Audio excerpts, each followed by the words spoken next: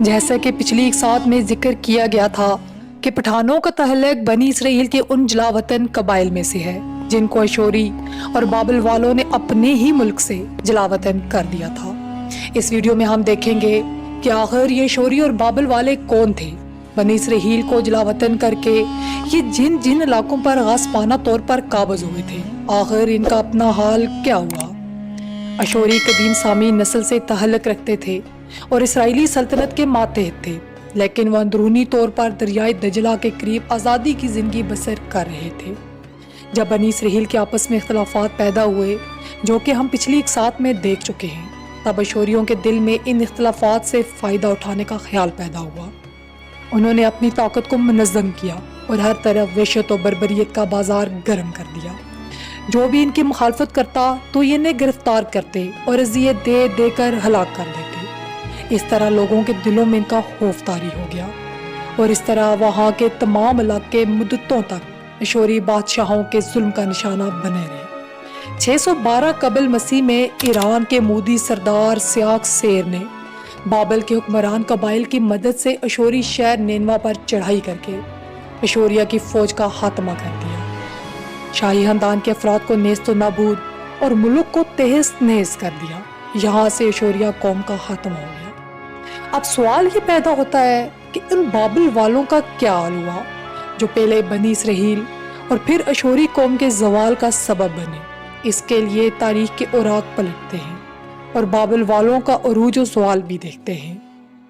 اشوریوں کے زوال کے باعث بابل والوں کو اپنا حلقہ اقتدار اور حدود مملکت وسیع کرنے کا موقع مل گیا۔ اس کے بعد بابل کے تخت پر 4 بادشاہ بیٹھے۔ آخری بادشاہ بخت نصر کا پوتا بال شارس تھا۔ ایک دفعہ وہ جشن منا رہا تھا اور شراب کا دور چل رہا تھا کہ دیوار پر ایک غیبی ہاتھ کچھ لکھتا ہوا نظر آیا۔ اس کا مطلب یہ لیا گیا کہ پارسی بادشاہ اس حکومت کا خاتمہ کر دے گا۔ چنانچہ بالکل ایسا ہی ظہور میں آیا۔ 550 قبل مسیح میں سائرس ایرانی نے بابل پر حملہ کر کے بابلی سلطنت کا ہمیشہ کے لیے خاتمہ کر دیا۔ اب یہاں پہ سوال یہ پیدا ہوتا ہے کہ یہ سائرس ایرانی کون تھا اور ایسی کون سی وجہ تھی کہ سائرس ایرانی نے بابل والوں کا تختہ الٹ دیا۔ یہ سب جاننے کے لیے ہمیں تھوڑا سا پیچھے نظر دوڑانی ہوگی، جب انہی بابل والوں نے بنی اسرائیل کو انہی کے ملک سے جلاوطن کر دیا تھا۔ اسی دن سے بنی اسرائیل اپنے دل میں بابل والوں کے خلاف انتقام کا جذبہ رکھتے تھے۔ چنانچہ اسرائیلی سرداروں کا ایک وفد سائرس کے پاس اس وقت پہنچا جبکہ وہ اپنی مشرقی مہم میں مصروف تھا۔ سائرس نے ان کا خیر مقدم کیا اور ان کو اطمینان دلایا کہ وہ اپنی مہم سے فارغ ہو کر ضرور بابل پر حملہ کرے گا اور ان کا بابل کے ظالم اور عیاش بادشاہ سے نجات دلائے گا۔ سائرس جب اپنی مہم سے فارغ ہوا تو اس پہ وعدہ اس نے بابل پر حملہ کر دیا اور قدیم ترین ریاست کو ایران کی سلطنت میں شامل کر دیا۔ اور کہا جاتا ہے کہ ذوالقرنین جن کا قرآن مجید میں بھی ذکر ہے، یہ وہی سائرس ایرانی یا ایران کے بادشاہ تھے، اور بنی اسرائیل کے انبیاء علیہ السلام کے صحیفوں میں انہیں نجات دہندہ کہا گیا ہے۔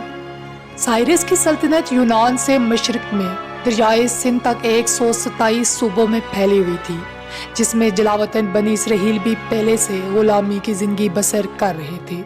سائرس نے ان کو واپس یروشلم جانے، شہر کو آباد کرنے اور مسجد بیت المقدس کی از سر نو تعمیر کا فرمان صادر فرمایا۔ چنانچہ مختلف اوقات میں 42,360 یہودی یروشلم واپس چلے گئے، جبکہ جلاوطنوں کی تعداد کئی لاکھ تھی۔ ان میں جو لوگ خوشحال ہو گئے تھے انہوں نے وطن واپس جانے کے مقابلے میں یہیں رہنے کو ترجیح دی۔ سائرس کی زندگی میں اور اس کے خاندان کے عہد فرما برداری میں بھی، جو 220 سال پر پھیلا ہوا ہے، اسرائیلی حاکم قوم کی شکل میں تھے۔